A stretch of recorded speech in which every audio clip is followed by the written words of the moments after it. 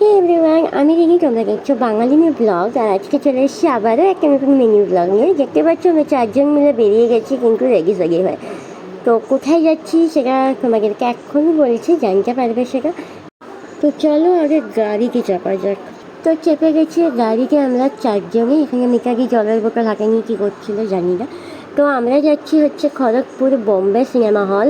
অনেক দিন পর আমি বড় পর্দায় সিনেমা দেখতে যাচ্ছি, মানে সিনেমা হলে যাচ্ছি।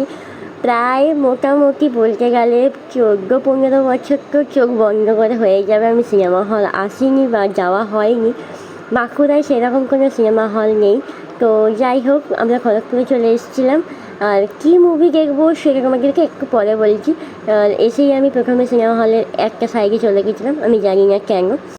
আর এই যে এখানে মিতাদি গাড়ি গাড়িয়ে সিনেমার পোস্টার দেখছিল, আর এখানে বৈশাখী গিয়ে বিশেষ কিছু নয়, জাস্ট খাবারের অর্ডার দিচ্ছিল আর কি, এই পপকর্ন আর পেপসি, আর কিছুই না। তো ফাইনালি সিনেমা হলের ভেতর ঢুকে গেছি। এতগুলো বছর পর সিনেমা হলে বসে সিনেমা দেখবো ভেবেই একটা অন্যরকম অনুভূতি হচ্ছিল। তো আমরা সিনেমা দেখতে এসেছিলাম হচ্ছে দ্য এজেন্ট। এখানে অনেকগুলো পার্ট আছে, যেটা আমরা দেখেছিলাম সেটা হচ্ছে বেনারসের বিভীষিকা। তো যাই হোক, সিনেমাটা ভীষণই ভালো ছিল। এগুলো জাস্ট অন্য একটা ভিডিও ক্লিপ নিয়ে নিচ্ছিলাম একটু একটু করে। সত্যি সিনেমাটা নিয়ে কিছু বলার নেই, অসাধারণ একটি মুভি। আর হাসিও মাঝখানে মাঝখানে অনেক ভালোই আছে। তো যাই হোক, বিরতির মাঝখানে আমি আর বৈশাখী দিদি চলে এসেছিলাম বাইরে পপকর্নটা নিতে। পপকর্নটার কথাও আলাদা করে কিচ্ছু বলবো না, জাস্ট সেটা বাটার পপকর্ন ছিল, ভীষণই টেস্টি। এই যে আমরা নিয়ে চলে এসেছি, আর হাতে ছিল 1 গ্লাস করে কোল্ড ড্রিঙ্ক। এখানে সবাই খাওয়া শুরু করে দিয়েছে। আমি যেহেতু এখানে ভিডিও নিতে ব্যস্ত ছিলাম, তাই আমি এখনও খাওয়া শুরু করতে পারিনি।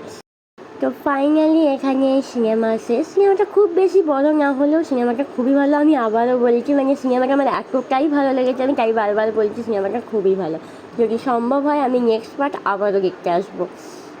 তো সিনেমা হল থেকে বেরিয়ে পর চলে এসেছিলাম সামনের একটা জগন্নাথ মন্দিরে। মন্দিরটাও ভীষণ সুন্দর। পিসিমণির দেখার ভীষণভাবে ইচ্ছে ছিল, তাই আমারও দেখা হয়ে গেল। তো চলো মন্দিরের ভেতরে যাওয়া যাক। তো এই ছিল মন্দির, ভীষণই সুন্দর আর ভীষণ পরিবেশটা এতটাই ভালো, মনে হবে সারা সন্ধে ওখানে কাটিয়ে দিই। কিন্তু অনেকটাই রাত হয়ে গেছিলো, তাই আমরা বেশিক্ষণ থাকতে পারিনি। তবুও কিছুটা টাইম আমরা ওখানে কাটিয়ে এসেছি। তো চলো জগন্নাথ, বলরাম আর সুভদ্রা তিনজনের দর্শন করা যাক। তোমরাও একটু আমার সাথে সাথে দর্শন করে নাও। আর এখানে এই পুচকিটাকে দেখো, এখানে মিতাদি ওর সাথে ভীষণভাবে কথা বলছিল। আর ভীষণ মিষ্টি একটা বাচ্চা, ও এতটাই মিশুকে আমাদের সবাইকার সঙ্গে কথা বলেছে। তো চলো এবার আমরা বাদলি পথে রওনা দেবো। যেহেতু পিসিমণির শরীরটা ভালো লাগছিল না, তাই আর একটু তাড়াতাড়ি বেরিয়ে গেছিলাম। ভালো লাগছিল না বলতে, পিসিমণির হালকা সামান্য গাটা গরম ছিল, এই আর কি। তবুও কিছু ছবি আমরা নিজেদের মধ্যে রেখে দিয়েছি। চলো এবার বাদলি পথ ধরি। ভিডিওটা আর বেশি বাড়াবো না, চলো ভিডিওটা এখানেই শেষ করছি। ভিডিওটি ভালো লাগলে লাইক কমেন্ট শেয়ার করতে ভুলো না। দেখা হচ্ছে পরের ভিডিওতে। ততক্ষণ তোমরা ভালো থাকবে, সুস্থ থাকবে, আর সবাইকে ভালো লাগবে। টাটা।